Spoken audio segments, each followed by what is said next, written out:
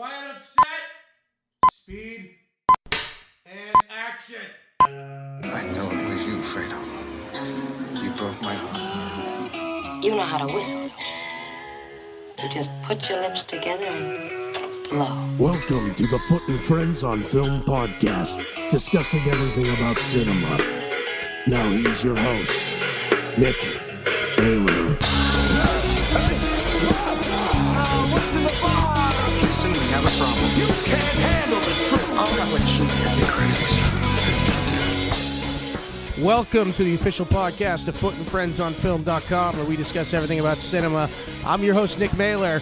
On today's episode, I sit back and let John and Alan do most of the talking, as Alan, our featured guest, our staff writer, is going to talk about all things related to Lucille Ball, highly influential comedian and actress who's responsible for a whole lot of good stuff. Take your seats, grab your popcorn. It's time for your feature presentation. As mentioned, we're the official podcast of Foot and Friends on Film.com, where our motto is any film you haven't seen is a new experience. As usual, I'm going to be joined by John H. Foote, so let's please welcome him.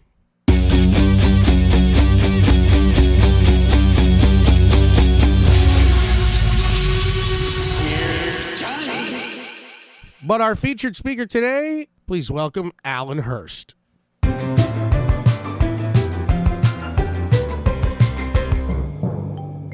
John, Alan, welcome. Thank you. Thank you. So we're here today to talk about Lucille Ball, and Alan is sort of going to be taking the lead on this podcast. He's a big fan of Miss Ball, and I'd like to start off just by asking you, Alan, what specifically is your interest with Lucille, and talk about it. Well, I'm going to say it probably started from around the age of 4 or 5, where we would come home from school and there would always be reruns of I Love Lucy and then later The Lucy Show, and became addicted. Like, she was hysterical. To a 5-year-old, she's hysterical. To a 45-year-old, she's still very funny. And it's specifically those routines and all that physical comedy she was doing as Lucy Ricardo in I Love Lucy that just sucked me right in. She was pretty, she was funny, outrageous, and it just, from that point on, completely fascinated with her. Not knowing, of course, at the time that she had a huge career before she came to television, and had a major career after I Love Lucy as well. So that was just, it's that, I guess, 9-year chunk that everybody really, really knows her for. But there's just so much more. I think a vastly underrated talent as an actress as well. She never really got the opportunities that I think she could have been capable of or really delivered against. So. You want to talk a little bit about her backstory? Sure. Well, she's raised we're in Toronto. She was not far from here, Jamestown, New York. That's where she was born. Kind of a rough childhood in that her dad died when she was quite young. So her and her mom and eventually her little brother moved in with her grandfather and his extended family. So very close-knit, but very poor. And from there, she got the acting bug, I think, by seeing some productions in Celeron, New York. There was a stage there, and she saw some vaudeville and was immediately hooked, and that kind of became her focus. School was not her forte. She skipped more than she went. But she was always trying to get in to see the films or the silence at the time, and any vaudeville production. I think it was in the late 20s she did badger her mother into letting her get to New York. So she did, but took the train or the bus, whatever she did, to get from Jamestown to Broadway, and did not have an easy time of it. No training. Obviously some innate talent, but nothing that anybody could see. She was like, I think, a 16, 17-year-old skinny girl with brown hair. And so she ended up heading back to Jamestown, and eventually made her way again back to New York. Had some success as a model there. And that's really what got her noticed, was working with different department stores and different modeling agencies, hats, coats, anything. She would do anything to get seen and to make a dime. And it was at one of these gigs, they were putting together some girls to head to California to be the new Goldwyn girls. And there were a series of films where these Goldwyn girls would pop up And one of the girls, her mother wouldn't allow her to go. Lucy ran into the agent on the street and said, "Hey, do you want to go to New York?" And then she ended up getting her train ticket to New York to become a Goldwyn girl, landed in California in 1933, immediately got into filming Roman Scandals with Eddie Cantor as one of the many girls in the background, and there were a couple other films, so she found herself there. Not an easy time of it. She always said she was out of work for maybe 4 hours between contracts, but that didn't last. She, I think, freelanced a little bit, did some shorts with the Three Stooges, did some other things, and finally landed a contract, I think around 1934-35 with RKO. And that's really where she got her training, her grounding, and where her slow rise started. And it was a slow rise. Her first, like a lot of bit films, she's actually, you can see her in Top Hat, the Fred Astaire Ginger Rogers film. You can see her in Roberta, another Astaire Rogers film. A lot of those films in the 34, 35, 36. Her first real part of notice was in another Astaire Rogers film, Follow the Fleet, where her and Betty Grable were sidekicks to Ginger Rogers. And she actually made quite a impression in the film, which got her noticed. And oddly enough, her and Ginger Rogers, their careers kind of, I wouldn't say they paralleled, but they were kind of moving along at the same pace. They actually became great friends. And Ginger Rogers' mom, Leela Rogers, became a bit of a mentor for Lucy because she ran, I would say, a kind of a little theater troupe on the RKO lot for the up-and-comers, and she pulled Lucille Ball into that and actually took her under her wing because she thought she showed a lot of promise. So she did a lot of theater on the lot, and to show the producers and the writers and the directors what she was actually capable of. And thanks to Ginger Rogers' mother, she started getting some bigger parts. I think her real big break came with the film adaptation of a really, really good play. It's called Stage Door. And it's set in a girls' boarding house in New York City where all these aspiring performers are living. And it's based on a real house. Many, many people, and I can't remember the name of the actual house in the movie, it was called the Footlight House. But she's one of many of these girls staying there in the middle of the Depression, trying to break into show business. Leading the cast is Katharine Hepburn, Ginger Rogers, Eve Arden, Ann Miller, Lucille Ball, and a few older actresses, Constance Collier, a few others. It's an amazing film. It's very funny until it's not. With one of the girls getting rejected for a part. But it's interesting. It's a very, for the 1930s when things were not naturalistic, the dialogue here, they're talking over each other. It's full of slang, very naturalistic. And Lucy comes off really, really strong in comparison, I think, to Katharine Hepburn, because Katharine Hepburn always had that arc way about her, and that suited that character in that movie really, really well. But Lucy's quite naturalistic, ultimately giving up the pursuit of a career to get back to, I think, Washington State when she falls in love with somebody. But it's a really, really fun film to watch. Gregory LaCava was the director on that. And the year before, he had done My Man Godfrey, so really, really talented guy with a very fast-paced comedy. And I think this is really a strong piece of work. It got a Best Picture nomination, I think one acting nomination for one of the co-stars, and he was nominated for Best Director as well. So that really got her noticed. I didn't know until today, and I can't believe I didn't know this, that she was not a natural redhead. That totally glanced up at me. Yeah. Yeah, she's a brunette. I think when she came out to Hollywood, she was a blonde, like everybody else, because they all wanted to be Jean Harlow or look like Jean Harlow. And then the redhead stuff didn't happen until the 40s when she went to MGM. That's incredible. And I think it's interesting. A lot of people don't realize that I don't know how serious a contender she was, but she was one of the many actresses that was considered for Scarlett O'Hara in Gone with the Wind. Now, that said, everybody was considered for Scarlett O'Hara. But there must have been some thinking in the business that this girl had talent to be considered for that role. Yeah, she did audition for Gone with the Wind. She knew she didn't have a shot. I think she ran into Selznick's office looking like crap. And it was raining, and she was spread out her script on the floor in his office and ended up doing the entire audition on her knees because she was down and making sure that everything was organized. Yeah.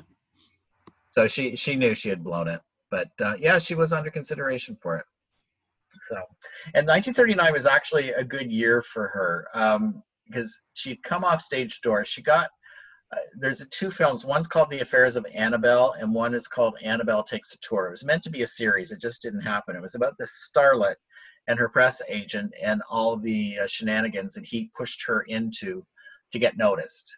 They're really cute, fun films. Kind of getting a little sneak peek into movie making in the late 30s. Jack Oakey played the press agent. Very fun.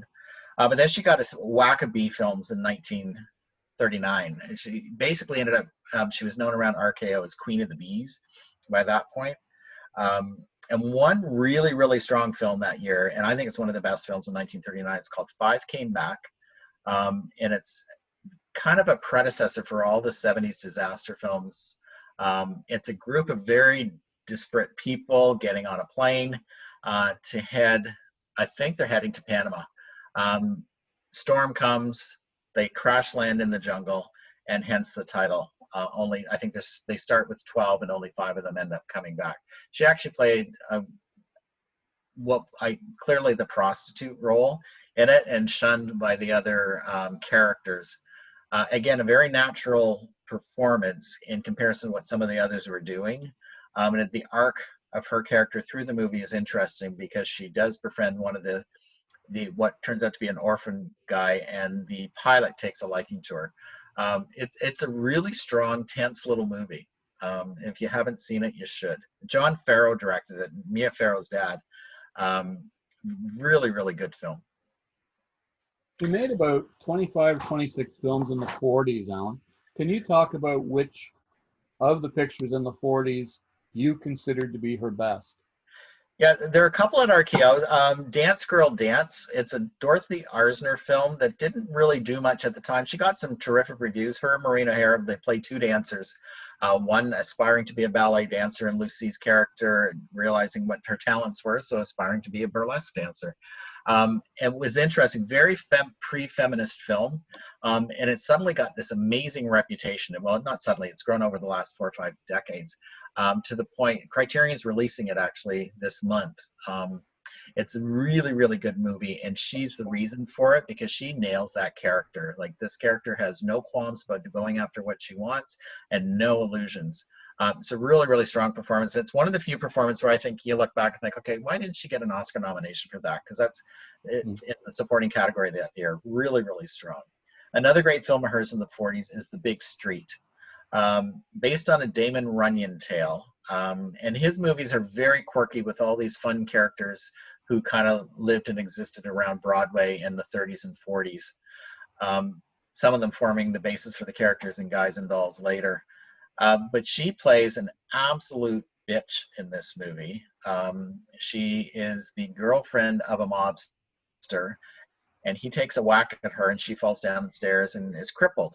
Henry Fonda is her co-star in this, and he's a very meek busboy in this restaurant who's absolutely in love with her. And when she wakes up in the hospital, discovers she is not going to walk again. He's one of the few people who sticks around her. She treats him like crap. They end up getting themselves from New York to Florida, where she thinks the heat is going to help her recover. But she's just nasty all the way through, and he tries to do everything he can for her, but she has aspirations beyond him. It's a really interesting performance and not something she's typically known for, but some really good scenes in there. There's a really heartbreaking scene where she wakes up, looks down, and she's trying to dance like she used to be able to dance when she was the showgirl and the girlfriend, and she's looking and she's doing the movements with her shoulders and neck and looking down, and her feet aren't doing anything. It's a really terrific performance, and her and Fonda really did nicely together. Unfortunately, it came out, it didn't do much, and then she left RKO, went to MGM. She got a couple. This is where the redhead happened. On her first movie, Sidney Guilleroff, the great hairstylist, looked at her and said, okay, we need to do something here. Your soul's on fire, so let's make the hair red. And so with Best Foot Forward and Du Barry Was a Lady, these two big Technicolor extravaganzas based on Broadway musicals, she had the lead, and she'd never had that kind of treatment before. She's good in both those movies. They're very fun. They're very 40s and very dated, but she's pretty gorgeous in those movies, even though they dub her singing, which I'm never really cool with. But that didn't last. The MGM stuff, they were real, like her competition at MGM was Katharine Hepburn, Lana Turner, oh God, Hedy Lamarr, all these really, really gorgeous actresses. And Lucy at this point was starting to approach her mid-30s. So, and that's kind of the tipping point. It was at that point. So she got her out of that contract. And then I think she got some work at 20th Century Fox. The Dark Corner is one of the great noir films. I think it was directed by Henry Hathaway, and she's the secretary for a gumshoe. It's a tough little film, and she's the loyal secretary. Very, very smart performance. Her and Hathaway didn't get along. He was really quite abusive to her, but she took it. And she came through with one of her stronger performances, I think. And then she shifted over to Columbia after that, and there's not too much of value there until The Fuller Brush Girl, and that was around 1950. And it's that time you really see what she was capable of from a comedic perspective. Yeah, there's one other film she did in 46, also terrific. She's terrific in it. It's not a terrific film. It's called Easy to Wed. It's a remake of Libeled Lady from the 30s, which is a great 30s comedy with Jean Harlow, Myrna Loy, William Powell, and Spencer Tracy. Remade with Esther Williams, Van Johnson, Keenan Wynn, and Lucy. Well, Lucy walks away with the film. She has the Harlow part, and she's a friggin' riot in it. She's very, very funny. When did her interest in television come about, and how did that get her career going? Because really, she just kind of exploded on the small screen. Yeah. In 1940, she made a movie called Too Many Girls, which is a Broadway musical adapted for film. On Broadway, it starred Desi Arnaz. And Lucy got the female lead in the film at RKO, and he came with it from the Broadway production. They met, and it was fireworks. They fell in love. He was a few years younger than her. Very handsome, sexy Cuban guy, and she's this all-American girl, but it was gangbusters. They got married very quickly, and they had a pretty tumultuous 8 or 9 years as husband and wife. He was a band leader as well, so touring all over the place. She's trying to get her movie career going. They're starting to start a family. She's recognizing her career. She's never going to get to that top tier. So in 47, she got a radio show called My Favorite Husband. I think that's what My Favorite Wife. Oh my God, I'm drawing a blank. Anyway, she got a radio show on CBS with her and Richard Denning, and they played like an average couple. But in the end, that's where you saw the scatterbrain thing come through. But in 47, television was starting, and her thoughts had thought, okay, how do we adapt this? Can we take this over to television, and can we get Desi in this? And with her and Desi in those 9 years, spending a lot of time apart. He's on the road, and he's also got a bit of a wandering eye. And I think they actually filed for divorce at one point, and they weren't having success having kids. So it's like, okay, what can we do? Can we do something together? And so they needed to sell the idea of the two of them as a husband and wife on television, because in those days it was viewed as a mixed marriage because he was Latin and she wasn't. So they took a show on the road, toured all sorts of movie theaters and vaudeville houses in 1949-50 with this really terrific variety program. And CBS, and it was successful. CBS said, okay, let's do it. So they did a pilot. And at that moment, she got pregnant and gave birth to Lucy Arnaz. So they went from not doing anything together, not having a family. She got pregnant, had the baby, and within weeks was on the set of I Love Lucy, which really was an update of the radio program. But they cast he became a band leader. She was the stay-at-home wife, and then they had their two landlord neighbors. And within about, I'm going to say 4 or 5 weeks, that show was the #1 show, and it was consistently #1 for the full 6 years of its run, with one exception in 1956. I think it was the $64,000 Question was the #1 show, and it was #2. But suddenly, I don't think people realize what a pioneer she was in television. I mean, huge. Yeah, and I mean, television was in its infancy then, and one of the things they insisted on, and Desi was actually the brains behind this, was when they came up with the concept for I Love Lucy, he was thinking ahead. I thought, okay, we need to get this on film, because at that point, everything was either live or on Kinescope, and you didn't see it again. It was a one-time thing. So they developed a 3-camera filming process, which a lot of sitcoms up until, well, even recently, they're still, like Mom is filmed that way, where you've got 3 cameras and you perform it in front of a studio audience. That's him. And he hired Carl Frund, who was quite a renowned cinematographer, to help them make this look good. And he also said, looking at Lucy, okay, she's pushing 40 now. She's going to want to look good here. So we've got to protect her as well.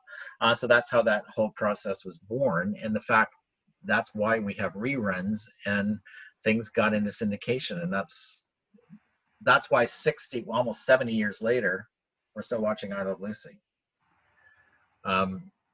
I think also one of the things the show allowed, because Desi was the guy behind the scenes doing all the business side of things, it allowed her just to focus on the creative side, and her writers came up with the Lucy Ricardo character, and Lucille Ball was nothing like that character. Lucille Ball was not scatterbrained.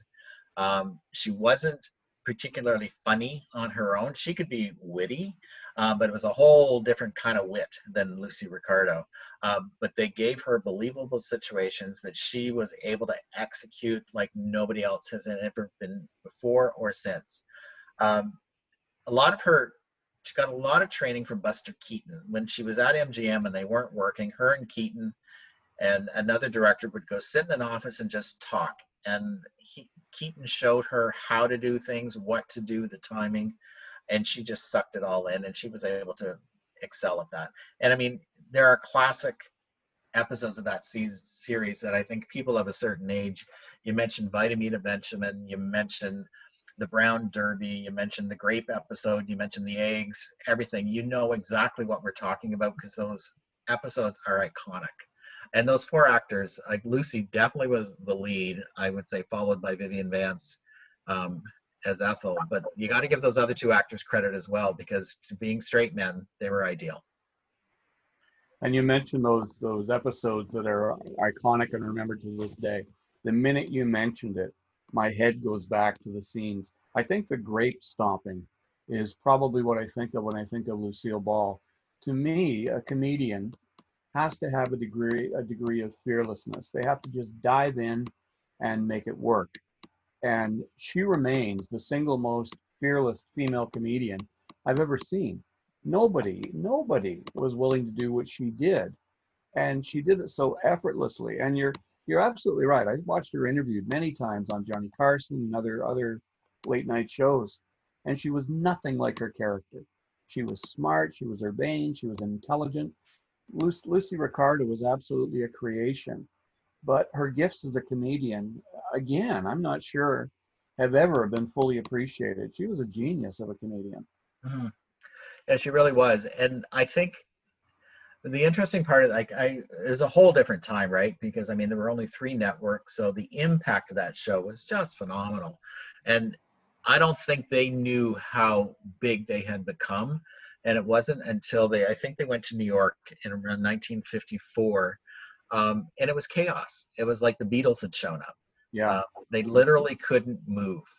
And I think they were there promoting their film, The Long, Long Trailer, which suddenly MGM wanted her back and Desi back because they were the biggest thing in TV. And let's see if we can translate it to film. And Vincent Minnelli came up with a really cool script for them. Nothing groundbreaking, but it just newlyweds on the road in a trailer and the problems that ensued. And it became the biggest grossing comedy MGM had released up to that point. So they were also on top of the world in the movies for that brief time as well. But just huge impact. It amazes me because so many TV stars have parlayed their TV success into being movie stars. Others have not. There have been a lot of failures. Henry Winkler comes to mind. But Lucy never really did that. She never really brought that success she had on television to the movies. No. And I think it's because they were just so busy. I think that's part of it. And during the second season of I Love Lucy, she was pregnant again. And the birth of her child on that show became like the most watched episode ever. More people watched her give birth to little Ricky than watched the inauguration. And so she's had 2 kids. They're now running a production company. And in 1956, they ended up buying RKO Studios to house Desilu Productions, which was their production company. So then the work thing got huge. And I don't think she had the opportunity, or just maybe not the energy, to go back and pursue it. I think once the marriage started to falter, she looked for opportunities to do other things. And the last 3 years, so I Love Lucy ended in 57, and they did 3 years of specials, the Lucy Desi Comedy Hour, which weren't great. They were good. The first ones were actually pretty good, and the quality dwindled. And you could see they were just going through the motions. It was about the product.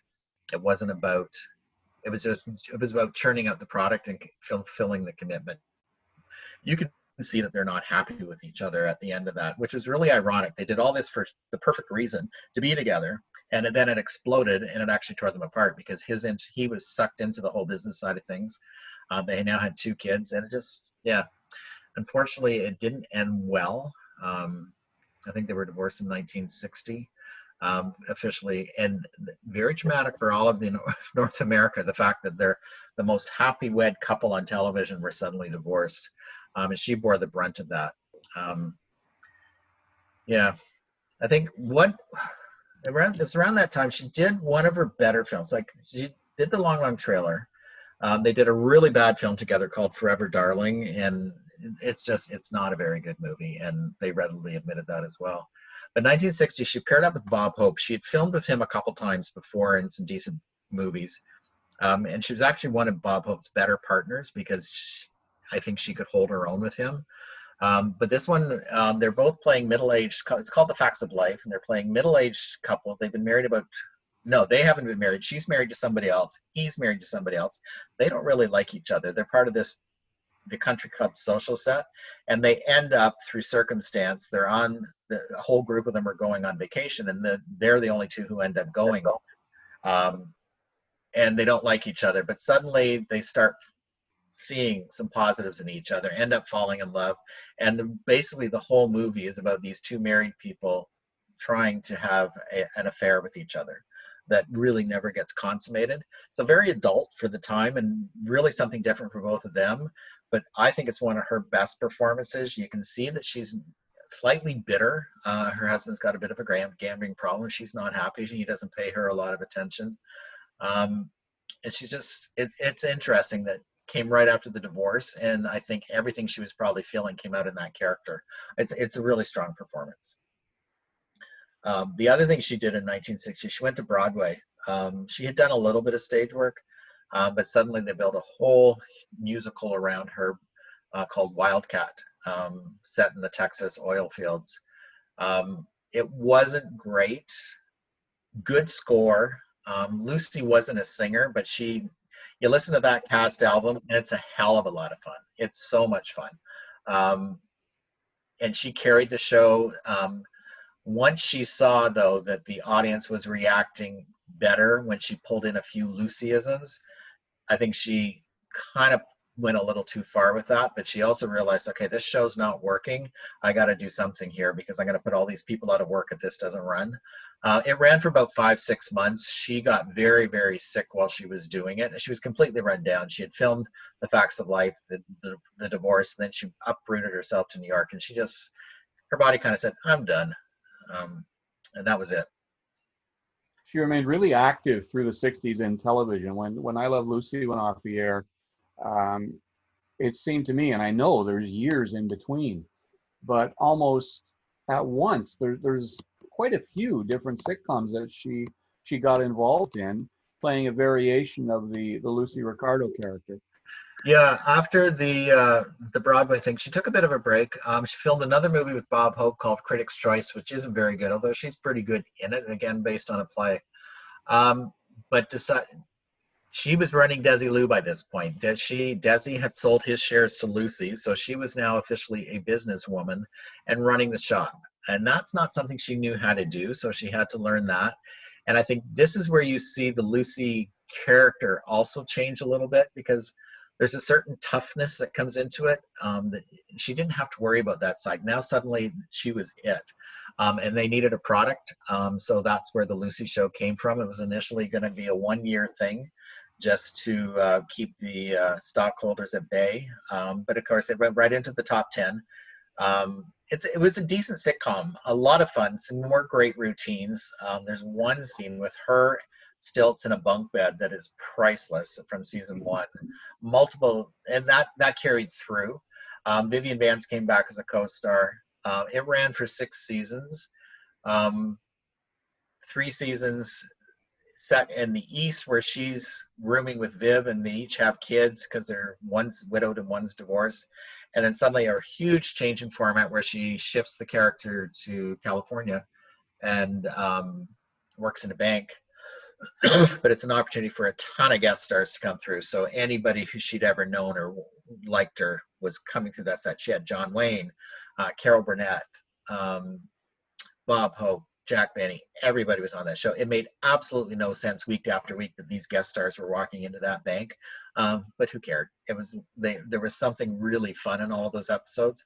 It also brought her 2 more Emmys. She had won a couple for I Love Lucy, and then she won 2 more for The Lucy Show. It's a real testament to her as a person and how well thought of she was in Hollywood that icons such as John Wayne would deem to do a TV show. I mean, in Hollywood, movies are the number 1 stock in trade. Television is beneath movies. They always have been. Now, I think they're almost on an even keel. But it's quite something that John Wayne, a huge movie star at the time, would agree to be a guest on a Lucille Ball TV show. Yeah, he had done I Love Lucy. It was a 2-parter where her and Ethel steal John Wayne's footprints from the Grauman's Chinese Theater forecourt. Oh, that's right. Yes. really funny pair of episodes. But this is like 10 years later, and she crashes a movie set with him on it. It's quite funny. He was very good sport. There's another episode they do, and all of a sudden, like they're at this premiere, and all of a sudden you're seeing Edward G. Robinson and Kirk Douglas walk the red carpet, and it's like, okay, I want to go to her house because she's got some really good friends. Just briefly. Again, we talked about Lucy being a pioneer in television, and she absolutely was. But because I Love Lucy was a comedy and a sitcom, a situation comedy, I'm not sure it ever got the credit for the groundbreaking things that happened on the film. An interracial couple, and they were America's sweetheart for a long time. Her pregnancy, pregnant women weren't seen on television. My God, the horror of the horror. And yet they made her pregnancy and little Ricky very much a part of the show. They didn't always get along. It was usually played for comedic value, but this was a real life couple who had ups and downs and argued and fought. And all of that played out in the film.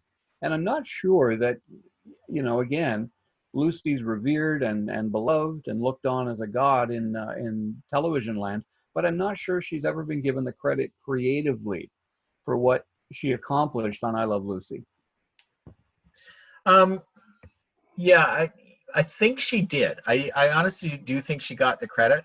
Okay. Where I think where you're correct is that 30 years later, like she died 31 years ago, people don't remember her in that way. And I think she was kind of a victim of her own success a little bit, because I think Lucy was so breaking, and the Lucy Show, and then Here's Lucy, but there was a decline in quality with each one of those, and what seemed so fresh and innovative and creatively amazing on I Love Lucy's seemed a little rote by the end, and that she was just going through the motions a little bit. And I don't know what, like there's a line in The Exorcist that always pisses me off, where they're talking about Jackie Gleason and Lucille Ball doing a production of Macbeth. I think it's Macbeth. It's a really crappy quote from Lee J. Cobb, and it's meant to denigrate them both a little bit, is that they weren't capable of that. And that always ticks me off. It's like, because they were a victim of those characters, and people couldn't see beyond those 2 characters. Do you think if she'd have broke through in movies or made a great film after she left television, do you think that would have had an impact on how she's seen now? Would she be better remembered if she'd made a great film? Yes, I think so. And I think I'm not going to say she faltered, because I think what she did there was a lot of really good stuff after 1960. But at 1960, she could have done anything she wanted. She chose to do Wildcat. She chose to do The Facts of Life. There was an opportunity to do The Manchurian Candidate. I don't think the director ultimately wanted the Lansbury role. That, I think, would have turned things around considerably. Yeah. Because that woman was very scary, and I'm not sure Lucy would have had the guts to do it. Well, I know she had the guts, but I don't know whether she would have wanted to do it. She was known for being a little prickly with things that were a little more adult sometimes. But I think she would have been phenomenal in the role, because at that point there was a toughness there, a hardness that I think would have lent it a lot of credibility. And also from an age perspective, Lucy was in her 50s in 1962. Angela Lansbury was in her 30s. That would have made more sense. So, Yeah. I think she could have done it. I wish she had have done it. yeah, I mean, there are others as well. I mean, there was I'm trying to think some of the other films that she was up. Ball of Fire, way back in 1941. Stanwyck said yes, then she said no, and then they were thinking about Lucille Ball, and she would have been brilliant, like a burlesque dancer, partnered with Gary Cooper, like a tough chick. She would have been really good in it. I know she was under contract to Columbia in 1950 when they were doing Born Yesterday. I think that one would have been a mistake. Because she was never the dumb blonde comedian the way Judy Holliday was. No. I think that one would have been a mistake. I think one of the things I admire about Lucy is that intellect is a really hard thing to portray on screen. And there are moments as Lucy Ricardo, as Lucy in the other Lucy shows, where you can see that she's a thinker. She's got a quick mind. Yeah. And I don't think she'd work as a dumb blonde, because there has to be a vacancy there. And Judy Holliday was a wonderful actress, but she could play that vacancy. Yeah. And I'm not sure Lucy could have. No, I think she could do it in a skit, but not carry it as a character in a film. Yeah, no, I agree completely. Yeah. And some of the other, like in 1968, like Lucy show stopped production in 68 because at that point, I think she was kind of done. Desilu running that studio was tough, so she sold her interest to, I think it was Gulf and Western. It ended up being part of Paramount, and that became their Paramount's TV production wing. And I think she did nicely on that sale. One of their big business mistakes, it was very successful at the time. They sold the I Love Lucy films to CBS for a really astronomical amount of money in 1956 or 57, whatever that was, which gave them the money to buy RKO and set up their huge production company. But not owning I Love Lucy proved to be a mistake, because look at the money that sitcom has made over the last 65, 70 years. But CBS has all that money. So she got her money out of Desilu. Then she set up her own production company, Lucille Ball Productions, which produced Here's Lucy. And that specifically, so she could own that product. And that's another one. All her sitcoms ran 6 years. She did 6 years of I Love Lucy, 6 years of The Lucy Show, 6 years of Here's Lucy. She did 3 years of the specials, and then Here's Lucy ran until 1974, and that brought her kids into the fold. She went with them with the opportunity. Do you want to try it? If you don't want to do it, we can cut you out of it after the first year. But they both wanted to try it, and there were growing pains. You can see that they're learning as they're on their feet there. But that show is an interesting one. It's good at times, and other times it's not good at all. Right. There are some episodes that are classic. There is one with Elizabeth Taylor and Richard Burton that is a friggin' scream, where she gets Elizabeth Taylor's then very famous ring stuck on her finger. It's a riot. It's an absolute riot. And again, a parade of guest stars: Ginger Rogers, Carol Burnett again, Anne Margaret, just anybody and everybody coming through there. At that point, though, in 68, she did between I think it was in the final season of the Lucy Show, she went back to cameras again, and her writers and Bob Hope's writers came up with Yours, Mine, and Ours, based on a true story. But I think it's a woman with 8 children marrying a man with 9 or 10, and then they have another one together, 19, based on a true story. Lucy and Henry were a little older than they should have been at that point. So they're trying to pass themselves off as late 40s, which worked visually, I guess. It's an okay film, family film at that time. Like Vietnam was full speed at that point. The counterculture was rearing its head. And here's a traditional little comedy. But it made a fortune at the box office. It was one of the biggest hits in 1968, which caught everybody's surprise. And she was kind of ticked because she hadn't protected her earnings on that one. But there is one scene in that film that really shows her art. She's meeting his family for the first time. So it's just her coming to meet him and the kids. And they decide immediately that they're not going to like her. So they spike her drink. So her little light screwdriver becomes laced with vodka, scotch, and gin. And by the time she's ready to sit down to dinner, she can barely stand up. And she realizes what's happening. And then she goes from tears, drunken tears, to laughing hysterically, back to tears, back to laughing hysterically. She jumps potatoes on one of the kids. And then all of a sudden she professes her love for Henry Fonda's character. It's a really brilliant 5-7 minute scene that shows what she's capable of. It's phenomenally executed in that little bit. We should talk a little bit about Desilu Productions and its impact in the 60s. One of the shows that they produced was Star Trek, which initially didn't do very well its first season, but they renewed it. They played it again. And very quickly it became a big success, and then a cult following all through the 1970s, and then was finally turned into a movie franchise in the 70s. And Lucille Ball was behind that. I mean, she a phenomenal move. Yeah, and with that one, when the first season didn't do well, she kind of used her own sitcom as leverage in some of these things, because she basically said, okay, if you want me back next season, that comes back next season. Good for her. Good for her. So she did that. Were there any other? Sorry, go ahead. No, go ahead. Were there any other programs like that came from Desilu? Star Trek's the only one I'm aware of. Yeah, The Untouchables was Desilu. Yeah. And I know the Andy Griffith Show and the Dick Van Dyke Show were both filmed at Desilu. And there's a nice story here. They were doing the Dick Van Dyke Show, and Mary Tyler Moore used to tell a story that she would look up and she goes, you could see the orange hair in the catwalk above. She goes, you knew it was the landlady. And she goes, you did your thing. And then she goes, Lucille Ball came down. This was during the first or second season when Mary was just new to the game. And Lucille Ball walked up to her and looked at her and said, you're really good. You're very good. And then walked away. And she said she loved that. It was like getting the coronation from the Queen. And Mission Impossible, that was also Desilu.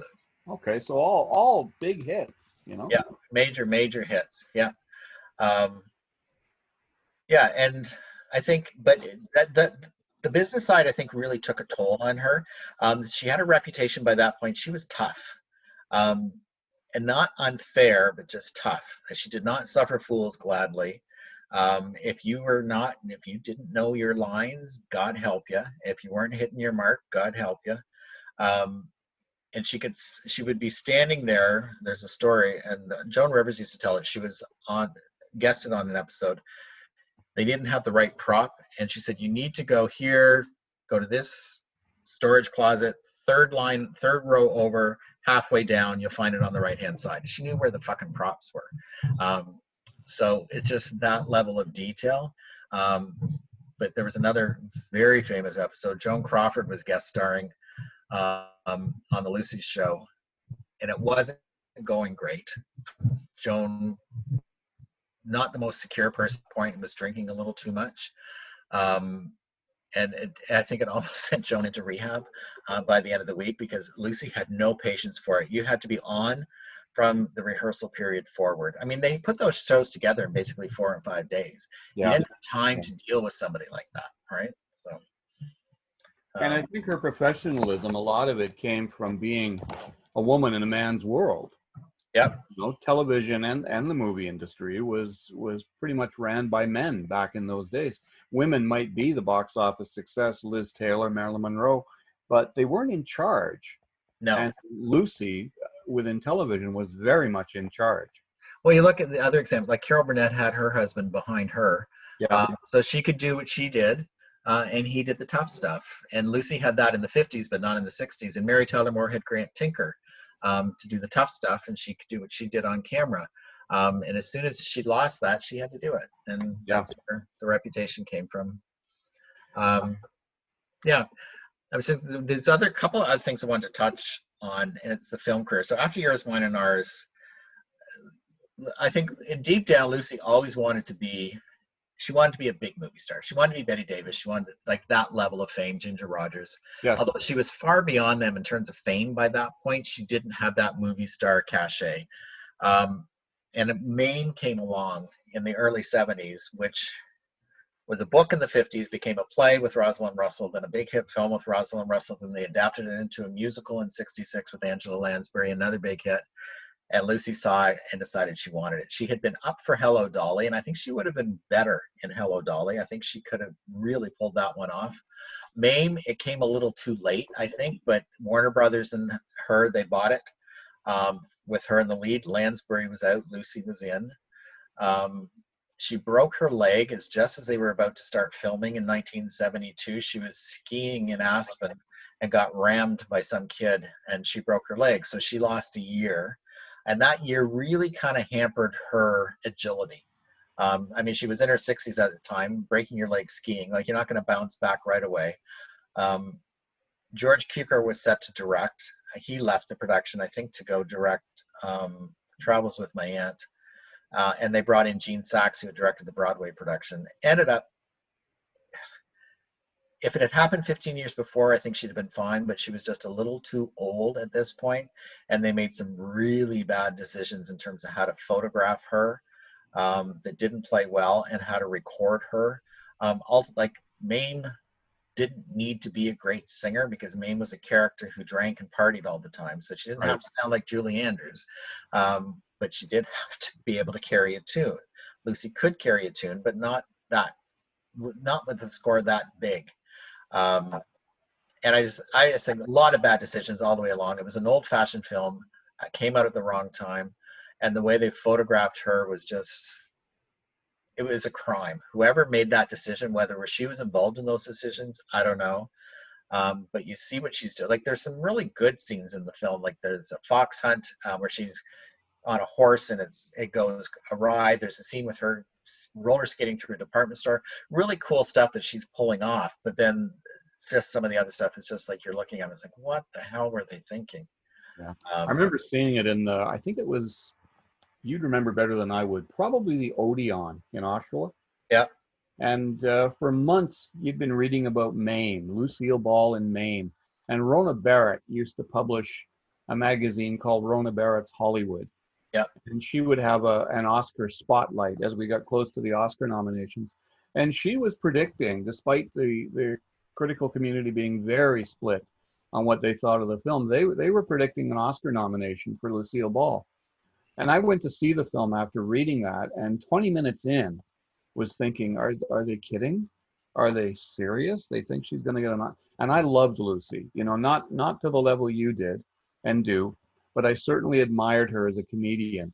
And I thought with Mame, with all due respect, she was woefully miscast. And you're right, it came too late in her career to take a part like that and expect to take off in it, Yeah, you know why she did it. Yep. And even Desi, like, they stayed great friends after they became really good friends after they divorced, and he told her, don't do it. And she did it. And the reviews devastated her. And it caused her just basically to shrink away. I mean, from 1974 onward, there were TV specials. She had a commitment with CBS, and every special she did hit the top 10. Some of them were good, some of them weren't so good. One really nice one was called What Now, Catherine Curtis, and it was about a woman who suddenly divorced in her 60s and trying to figure out what to do with her life. And Art Carney and Joe Bologna played that with her. It was a really nice, dramatic, and she had a 20-minute monologue in that film. Mm-hmm. Really nicely done. But that was it. It was a TV movie called The Stone Pillow. She did. 1986, that came in, 85 or 86. And that I think that led to her health-wise, to her downfall. Right. That was filmed in New York in March. March and April, but it was 90 degrees in New York in March and April, and she's in tons of clothing, playing this street woman. And physically, it exhausted her, and I don't think she ever fully recovered. She had a stroke soon after that, I think. Was she nominated for an Emmy for that one, Alan? No, she should have been though. Yeah, I agree. The movie itself wasn't great, but I thought she did a really good job. Yeah, I remember seeing it and really liking what she did. Yeah. And there'd been a few things on television around that time that I quite admired. That television was really breaking ground, dealing with, abuse stories, the AIDS plague. Yeah. I mean, they really were challenging themselves. And I really enjoyed this performance from Lucy. I thought she was great in it. Yeah, and it was really probably the last thing she did. I mean, she was always popping up on a Bob Hope special or something like that. Yeah. But that was the last really big challenging thing she ever took on. Unfortunately, right after that, Aaron Spelling came to her and her husband, Gary Morton, her second husband, and said, okay, do you want to come back to TV? And I think she did, because she was feeling the sting still of the main stuff, even though it had happened years before. And she wanted to go back and prove that, no, I can still do this and people still love me. And it was like with Lucy, and it was bad. The talent was, she could have done it if they had plopped her in something where she's, I'm going to use the Golden Girls as an example, where she could have played her age. I was just thinking that. Yeah, that could have worked, but she was still trying to be Lucy in her 70s. And what was funny in a woman in her 40s and 50s, when she's being pushed on a ladder across a wall, in your 70s, you're worried, what the fuck if she falls? Like, it's not funny anymore. And they just didn't surround her with the really proper people either. So, why do you think she turned down Driving Miss Daisy? I don't think her health was at that point ready. I don't think she could have done it. I think whoever plays that part, I knew the script, and whoever plays that part wins the Oscar. Yeah. And if she'd have done it, she'd have won an Oscar. Anybody that plays it. You mentioned on a previous podcast that Katharine Hepburn would probably be the wrong actress for it, and I agree completely. She's too strong. Yeah. But anyone else in that part, they get an Oscar. Yeah. And well, if it was her health, so be it. Yeah, I think, but 88, I know she had another stroke at that point, and you could see the effects of it. She did a dance routine on a Bob Hope special that she carried off really nicely, but there was something very different than when you're looking at her. And then at the Oscars, was it it was the 1989 Oscars, were there for the 88 films. She presented, her and Hope came out and presented. Again, you could see the slight effects of the stroke. Yeah. But then 3 weeks later, she was dead. Like it was very fast for her. So. And it's interesting that the death of Desi Arnaz so devastated her. Well, they stayed really close. I think they were still in love. They just couldn't live together. And I got to give her second husband, he had the patience of Job in terms of their relationship. Like, he made her laugh. He made her feel safe. He made her feel pretty. They had a really, really nice marriage. But he was also very, very conciliatory with Desi. Desi remarried again as well to somebody who looked a lot like Lucy. And they all got along great. So there's a really touching scene, and Lucy Arnaz pulled together, after both her parents had died, she pulled together all their home movies and it was a video compilation called Lucy and Desi, a home movie. And basically, because she said she knew what happened when she came along, but she didn't know what happened before. So it's this really lovely love story of all their home movies, and showing that they really did care for each other. It wasn't all battles, and it wasn't all work.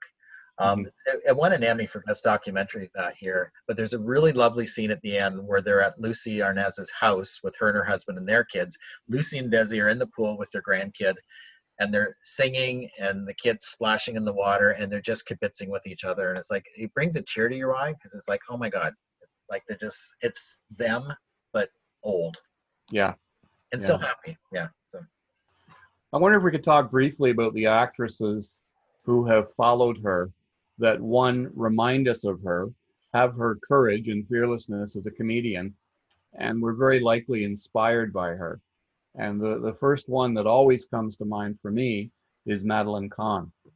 Yes. Yes. And the interesting story, Madeline Kahn was cast in Maine with her as Gooch, and Lucy. I think there was something going on. Madeline wanted out of that so she could do Blazing Saddles, but anyway, she wasn't giving Lucy what she thought she should be giving, and all of a sudden she was out. But yeah, you can see that, and I think Madeline Kahn is a phenomenal comedian and actress. But you can see there is an influence from Lucy. I think Carol Burnett was influenced by Lucy. I think Deborah Messing on Will and Grace definitely was influenced by Lucy. I'm trying to think some of the others in the 80s. Like, she's had an impact on so many. I remember when she got her Kennedy Center Lifetime Achievement Award, B. Arthur came out, Valerie Harper, and at that point Pam Dauber of Mork and Mindy. And it's like, okay, yeah, you can see it in each of those, how she's had that impact. You mentioned earlier she talked to Mary Tyler Moore on the Dick Van Dyke Show about having it, whatever it is. Yeah. What about Mary Tyler Moore and being influenced by Lucy? Not the same type of character, but Mary Tyler Moore in her own right was a pioneer as well. Yeah, and I think what you get, they're so different in terms of their approach. I think Mary probably much more. Mary was the better actress, if I'm going to be brutally honest. I think she had more range. But I also see with Mary, Mary Tyler Moore didn't approach physical comedy very often. But when she did it really well. Yes. But when she did it, you knew she had studied Lucy to do it. I think Lucy had a ton of respect for Mary. When they're in the 70s, she was always asked what her favorite show was, and it was always, okay, I love the Mary Tyler Moore Show. So she had the respect was reciprocal. They're just very different people. Interestingly enough, Betty White was best friends with both of them. Yeah. So there's that kind of link there. I just think Lucy, what I find fascinating about Lucy, if I could ever go back in time, I would want to be at a dinner party in the 60s at Lucy's house, because she had some great parties, and there was all the old stalwarts. She lived on a street in Beverly Hills, Roxbury Drive.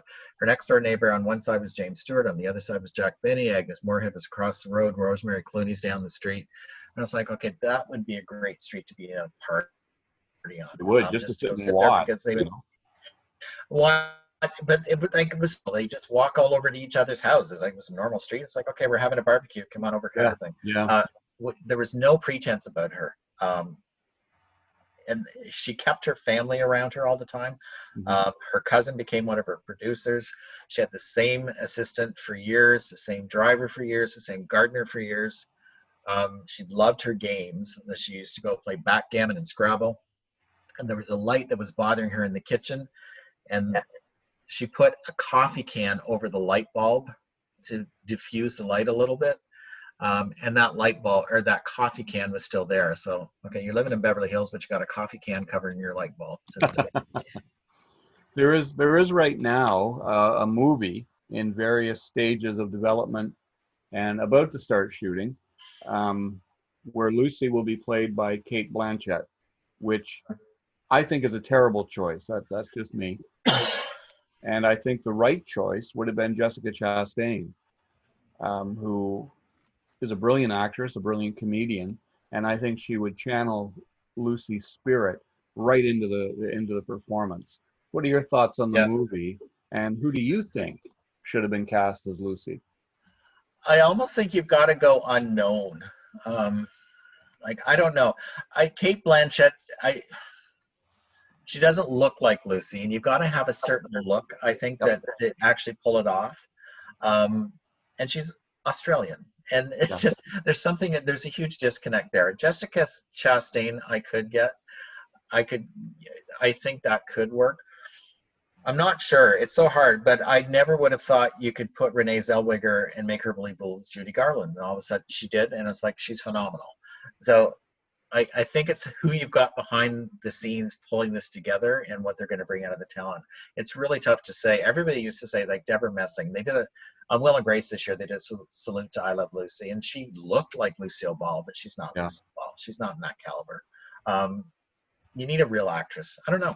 It'll be interesting. They're going to have to do it soon because Kate Blanchett's not getting any younger. And if you're going to do Lucy's story, somebody in their 50s. She's not. And that was also a concern, the age factor. Yeah. I hope they rethink, for years, Liam Neeson was going to play Lincoln and finally aged himself out of it. So maybe that'll happen and they'll go with Jessica Chastain or a complete unknown. Chastain has the beauty that Lucy had. Lucille Ball was a beautiful woman. Yeah. And I think she could do it and nail it, but who knows? Whoever does it, they're going to have to do what Renee Zellweger did, and that's channel her soul. And that's where Zellweger's great strength was. Yeah.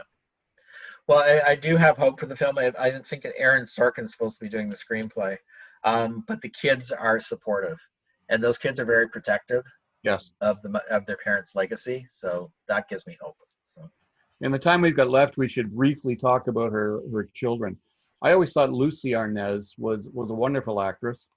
By far the best thing in that terrible, terrible movie, The Jazz Singer, with Neil Diamond. I thought she was soulful and interesting to watch. Yep. No, she was good. I mean, she got her training on Here's Lucy. Like, I can't imagine a better training ground for a musical theater career, which is what her aspiration was. She had a really good run in the 70s with musical Seesaw, and then a hit on Broadway with They're Playing Our Song. But interestingly enough, just with They're Playing Our Song and The Jazz Singer, which wasn't a big hit, but it definitely gave her focus. She got married, and she had 3 kids pretty quickly in the 80s. And her career took a bit of a backseat. I saw her in another production, My One and Only, on the touring production of that. She was so good. She could sing, she could dance. I mean, she toured in Whose Life Is It Anyway? She toured in The Guardsman. Also, and she did the musical of The Witches of Eastwick in London in 2000, I think it was. Mm-hmm. Amazing. But she, I think, learned some valuable lessons about where you put family first, and her family came first. Yeah, well, good for her. And now she's got a pretty amazing cabaret career. Seen her a couple times. She's really good. Yeah. What about Desi? What about Desi Arnaz Jr.? Well, Desi was supposed to be the big thing in movies in the early 70s. I mean, he became the little heartthrob with Here's Lucy. And then he had some big opportunities in the early 70s, but then it kind of fell apart. I think drugs and alcohol were a bit of a challenge for him. And I know based on the biographies that I've read, challenge for his parents as well, but he got out of it. And he got out of it by getting out of the business. And he's married a really nice woman. They ran a theater, I think, in Boulder, Colorado. She passed away about 3 years ago from cancer, but they were together a long time. Yeah. He's had a decent life, and I think he's just better away from the spotlight. What I remember about him, do you remember the movie The Mambo Kings? I do. And they had that kind of trumped up scene where the 2 characters were guests on the I Love Lucy show. Yeah. It was an actual show where they had guests, but it was a husband and wife, not 2 brothers. And Desi played his dad. Yes. I think it was his last feature film. It was a nice little way to go out. It was, and it was kind of touching to see him play that. Yeah. Guys, we've only got a couple minutes left. Is that good? Did we cover everything, or? Yeah, I think so. I think so. Alan, if you want to do the wrap up, go for it. No, I would say if anybody's listening, if we're still listening, if you want to check out Lucille Ball, do yourself a favor, go watch The Big Street, go watch The Facts of Life, Stage Door, I Love Lucy, a few episodes of The Lucy Show and Here's Lucy. And there's a ton out there. Go on YouTube. There's tons of books. Educate yourself on Lucy, because she is probably the best comedian of the 20th century. Absolutely agree. There you have it, folks. Episode number 26. We Love Lucy. I'd like to thank Alan Hurst for being our featured speaker on this episode, providing his tremendous insight into the great Lucille Ball. Thanks to John again for always being here. We got a lot of cool episodes coming up in the future, folks. We're doing a spotlight on the 1980s. We're doing a spotlight on the 1990s. We're going to do a whole lot of actors and directors. What do you guys want to hear? Reach out to us on the social media platforms, Facebook, Twitter, Instagram, YouTube. Hit that subscribe button. Thanks for checking us out. We'll see you at the movies.